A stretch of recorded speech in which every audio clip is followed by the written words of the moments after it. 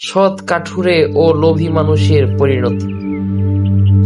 অনেক বছর আগে পাহাড় আর ঘন জঙ্গলে ঘেরা একটি ছোট্ট গ্রাম ছিল। গ্রামের বেশিরভাগ মানুষই ছিল দরিদ্র। তারা দিনমজুরি, কৃষিকাজ বা জঙ্গলে কাঠ কেটে জীবিকা নির্বাহ করত।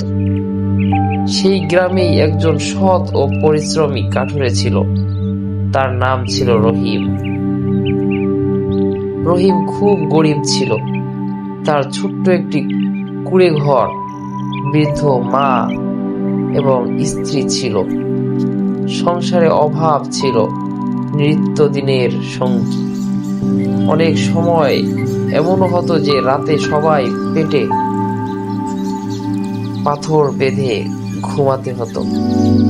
আবার এমনও সময় হতো পেট ভরে খেতে পারতো না। তবুও রহিম কখনো অসৎ পথে টাকা উপার্জনের কথা ভাবেনি। সে বিশ্বাস করত সৎ পথে অল্প আয়ও আল্লাহর বরকতে অনেক বেশি হয়ে যায়। প্রতিদিন ভোরে ফজরের নামাজ পড়ে রহিম তার পুরনো লোহার কুঠারটি কাঁধে নিয়ে জঙ্গলে যেত। সারাদিন কাঠ কেটে বাজারে বিক্রি করত।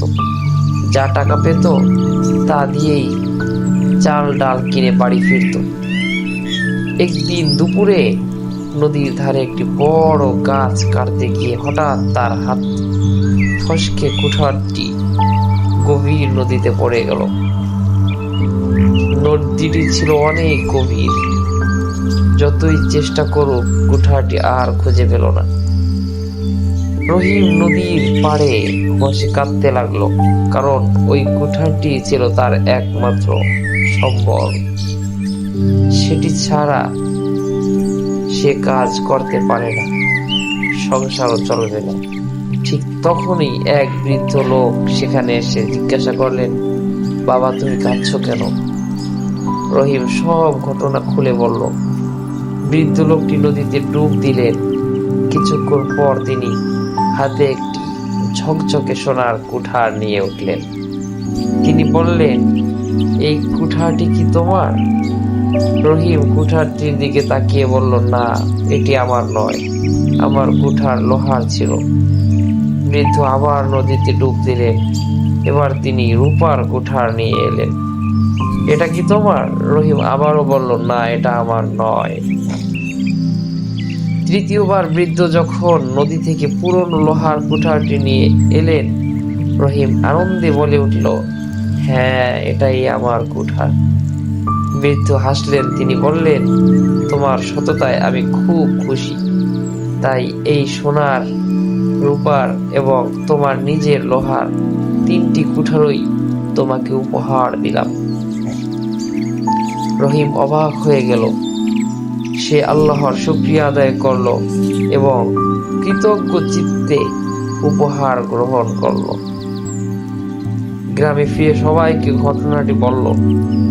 গ্রামের এক লোভী লোকের নাম ছিল করিম। সে সব কথা শুনে মনে মনে ভাবল, আমিও যদি একই কাজ করি তাহলে অনেক সোনা রূপা পাবো। পরদিন সে ইচ্ছা করে নিজের কুঠার নদীতে ফেলে দিল এবং জোরে জোরে কাঁদতে শুরু করলো। কিছুক্ষণ পর সেই বৃদ্ধ আবার এলেন। তিনি নদী থেকে সোনার কুঠার তুলে এনে জিজ্ঞাসা করলেন, এটা কি তোমার? করিম সঙ্গে সঙ্গে বলল, হ্যাঁ, এটা আমার। বৃদ্ধর মুখের হাসি মিলিয়ে গেল। তিনি বললেন, তুমি মিথ্যা বলেছ। লোভের কারণে সত্যকে লুকিয়েছ।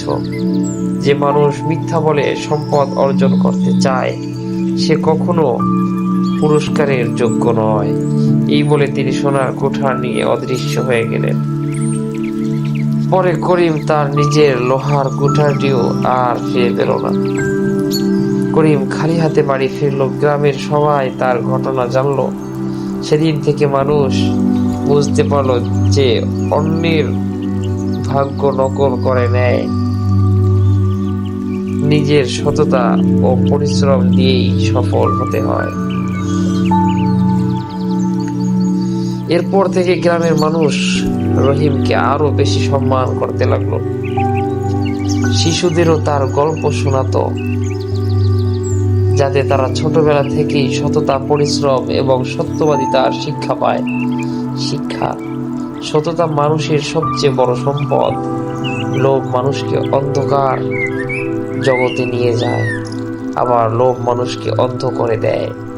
মিথ্যা বলে সাময়িক লাভের আশা করা যায়, কিন্তু শেষ পর্যন্ত ক্ষতি হয়।